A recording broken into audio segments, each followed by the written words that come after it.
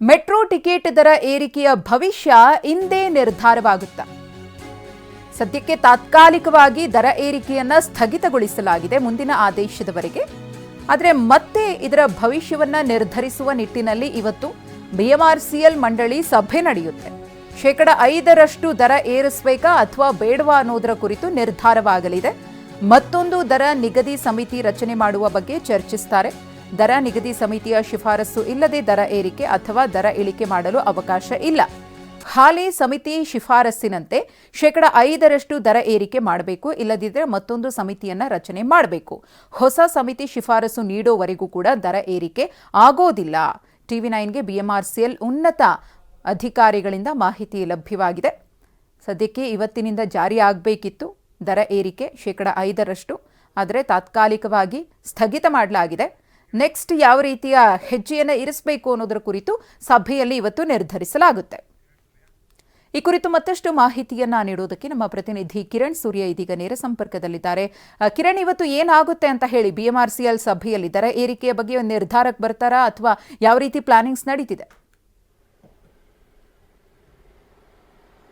ಹೌದು ಮಧುಶ್ರೀ, ಈಗಾಗಲೇ ಕೂಡ ಏನು ಬಿಎಂಆರ್ಸಿಎಲ್ ಟಿಕೆಟ್ ದರ ಏರಿಕೆಗೆ ಮುಂದಾಗಿದ್ರು, ಅದನ್ನು ಕೇಂದ್ರ ಸರ್ಕಾರ ಈಗಾಗಲೇ ತಾತ್ಕಾಲಿಕವಾಗಿ ಬ್ರೇಕ್ ಹಾಕಿರುವಂಥ ಹಿನ್ನೆಲೆಯಲ್ಲಿ ಇವತ್ತು ಸಂಜೆ 4 ಗಂಟೆಗೆ ಬಿಎಂಆರ್ಸಿಎಲ್ ಬೋರ್ಡ್ ಮೀಟಿಂಗ್ ಕೂಡ ನಡೆಯಲಿರುವಂಥದ್ದು. ಇದರಲ್ಲಿ ಕೇಂದ್ರ ಸರ್ಕಾರದ 5 ಜನ ಅಧಿಕಾರಿಗಳು, ರಾಜ್ಯ ಸರ್ಕಾರ ಅಂದರೆ ಬಿಎಂಆರ್ಸಿಎಲ್ MD ಸೇರಿದಂತೆ 5 ಅಧಿಕಾರಿಗಳು, ಬಿಎಂಆರ್ಸಿಎಲ್ನ 4 ಜನ ಬೋರ್ಡ್ ಡೈರೆಕ್ಟರ್ಗಳು, ಒಟ್ಟು 14 ಜನರು ಈ ಒಂದು ಸಮಿತಿಯಲ್ಲಿ ಅಂದರೆ ಈ ಒಂದು ಬೋರ್ಡ್ ಮೀಟಿಂಗ್ನಲ್ಲಿ ಕೂಡ ಇರ್ತಾರೆ. ಅಂದರೆ ಈಗಾಗಲೇ ದರ ನಿಗದಿ ಸಮಿತಿ ಒಂದು 5%ನಷ್ಟು ಟಿಕೆಟ್ ದರ ಏರಿಕೆ ಮಾಡಬೇಕು ಅಂತೇಳಿ ಶಿಫಾರಸನ್ನು ಮಾಡಿತ್ತು. ಆ ನಿಟ್ಟಿನಲ್ಲಿ ಇವತ್ತು ಬೆಳಗ್ಗೆ 5 ಗಂಟೆಯಿಂದಲೇ 5%ನಷ್ಟು ಟಿಕೆಟ್ ದರ ಏರಿಕೆಗೆ ಮುಂದಾಗಿದ್ರು. ಕೇಂದ್ರ ಸರ್ಕಾರ ತಾತ್ಕಾಲಿಕವಾಗಿ ಬ್ರೇಕ್ ಹಾಕಿರುವಂಥ ಹಿನ್ನೆಲೆಯಲ್ಲಿ ಇವತ್ತು ಆ ಬೋರ್ಡ್ ಮೀಟಿಂಗ್ ಆಗುತ್ತೆ. ಆ ಬೋರ್ಡ್ ಮೀಟಿಂಗ್ನಲ್ಲಿ 5%ನಷ್ಟು ಟಿಕೆಟ್ ದರ ಏರಿಕೆ ಮಾಡಬೇಕಾ ಬೇಡವಾ ಅನ್ನೋಂಥದ್ದು ನಿರ್ಧಾರವಾಗಲಿರುವಂಥದ್ದು. ಅಂದರೆ ಸಾಮಾನ್ಯವಾಗಿ ಪ್ರತಿ ವರ್ಷ ಫೆಬ್ರವರಿ 9ನೇ ತಾರೀಕು 5% ಟಿಕೆಟ್ ದರ ಏರಿಕೆ ಮಾಡಲಿಕ್ಕೆ ಈಗಾಗಲೇ ಕೂಡ ದರ ನಿಗದಿ ಸಮಿತಿ ಒಂದು ಅನುಮತಿಯನ್ನು ಕೊಟ್ಟಿತ್ತು.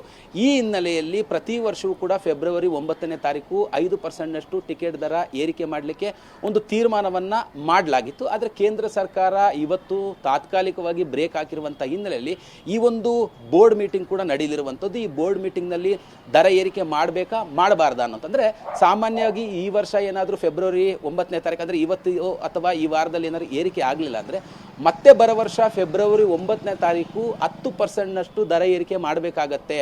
ಒಂದು ನಿರ್ವಹಣಾ ವೆಚ್ಚ ವಾರ್ಷಿಕ ದರ ಏರಿಕೆ ಅಂತ ಏನು ನಾವು ಮಾಡ್ತಾ ಇದ್ದೀವಿ, ಇದನ್ನು ಮಾಡಲೇಬೇಕಾಗತ್ತೆ. ಮೆಟ್ರೋನ ನಿರ್ವಹಣೆ ಮಾಡಲೇಬೇಕಾಗತ್ತೆ. ಈಗಾಗಲೇ ಮೆಟ್ರೋಗೆ ಆರ್ಥಿಕ ಹೊರೆ ಕೂಡ ಬೀಳಲಿದೆ. ಆ ಕಾರಣಕ್ಕಾಗಿ ದರ ಏರಿಕೆ ಮಾಡಬೇಕು ಅನ್ನೋಂಥದ್ದನ್ನು ಈಗಾಗಲೇ ಕೂಡ ಬಿಎಂಆರ್ಸಿಎಲ್ನ ಅಧಿಕಾರಿಗಳು ಬೋರ್ಡ್ ಅಧಿಕಾರಿಗಳ ಮುಂದೆ ಪ್ರಸ್ತಾವವನ್ನು ಮಾಡಲಿದ್ದಾರೆ. ಬೋರ್ಡ್ನ ಅಧಿಕಾರಿಗಳು ಯಾವ ತೀರ್ಮಾನವನ್ನು ತೆಗೆದುಕೊಳ್ಳಿದ್ದಾರೆ ಅನ್ನೋಂಥದ್ದು ಇಲ್ಲಿ ಪ್ರಮುಖವಾಗಿರುವಂತಹ ಅಂಶ. ಈಗಾಗಲೇ ಸಂಸದ ತೇಜಸ್ವಿ ಸೂರ್ಯ ಅವರು ಕೇಂದ್ರ ಸರ್ಕಾರಕ್ಕೆ ಪತ್ರವನ್ನು ಬರೆದಿರುವಂಥದ್ದು, ಈ ಒಂದು ದರ ನಿಗದಿ ಸಮಿತಿ ಏನಿದೆ ಅದನ್ನು ಬದಲಾಯಿಸಿ. ಕಾರಣ ಏನು ಅಂತ ಹೇಳಿದ್ರೆ, ಕಳೆದ ವರ್ಷ ಅಷ್ಟೇ 71% ಟಿಕೆಟ್ ದರವನ್ನು ಏರಿಕೆ ಮಾಡಿದ್ರು. ಅದು ಅವೈಜ್ಞಾನಿಕವಾಗಿದೆ. ಅಂದರೆ 40ರಿಂದ 50ರಷ್ಟು ಮಾತ್ರ ಟಿಕೆಟ್ ದರ ಏರಿಕೆ ಮಾಡಬೇಕಾಗಿತ್ತು. ಇವರು ತಪ್ಪು ಲೆಕ್ಕವನ್ನು ನೀಡಿರೋದ್ರಿಂದ ಬರೋಬ್ಬರಿ 101ರಷ್ಟು ದರ ಏರಿಕೆ ಆಗಿತ್ತು. ಅದನ್ನು 71%ಗೆ ಇಳಿಕೆಯನ್ನು ಮಾಡಿದ್ರು. ಆ 71% ಕೂಡ ಅವೈಜ್ಞಾನಿಕವಾಗಿರುವಂಥ ಹಿನ್ನೆಲೆಯಲ್ಲಿ ಆ ದರ ನಿಗದಿ ಸಮಿತಿ ಏನಿದೆ ಆ ಸಮಿತಿಯನ್ನು ಬದಲಾಯಿಸಿ ಹೊಸ ದರ ನಿಗದಿ ಸಮಿತಿಯನ್ನು ರಚಿಸಬೇಕು ಅನ್ನುವಂಥ ಮನವಿಯನ್ನು ಕೂಡ ಮಾಡಿರುವಂಥದ್ದು. ಆ ನಿಟ್ಟಿನಲ್ಲಿ ಏನಾದರೂ ದರ ನಿಗದಿ ಸಮಿತಿ ಬದಲಾವಣೆ ಆಗತ್ತಾ?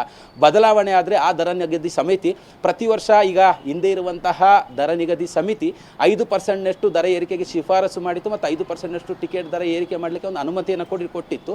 ಆ ಹೊಸ ಸಮಿತಿ ಏನು ನಿರ್ಧಾರ ಮಾಡುತ್ತೆ? 5%ನಷ್ಟು ಮಾಡಲಿಕ್ಕೆ ಅನುಮತಿಯನ್ನು ಕೊಡುತ್ತಾ ಅಥವಾ ಪ್ರತಿ ವರ್ಷ ಎಷ್ಟು % ಮಾಡಲಿಕ್ಕೆ ಅನುಮತಿಯನ್ನು ಕೊಡುತ್ತೆ? ಅದ್ರ ಮೇಲೆ ಈ ಹೊಸ ದರ ಏರಿಕೆ ವಾರ್ಷಿಕ ದರ ಏರಿಕೆ ಸಮಿತಿಯ ಒಂದು ಶಿಫಾರಸು ನಿರ್ಧಾರವಾಗಲಿರುವಂಥದ್ದು. ಮಧುಶ್ರೀ, ಧನ್ಯವಾದ ಕಿರಣ್ ತಮ್ಮ ಮಾಹಿತಿಗಾಗಿ.